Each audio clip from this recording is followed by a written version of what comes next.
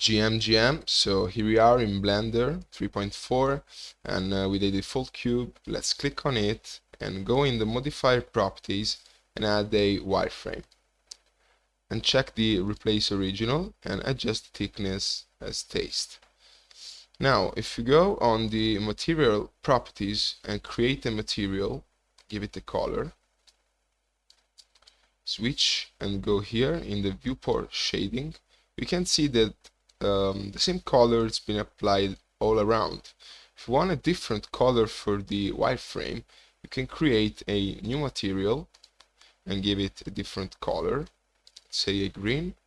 And then if you go back in the modifier properties on a wireframe, material offset, you can go from 0 to 1, and you can see that you have a second material applied for your wireframe.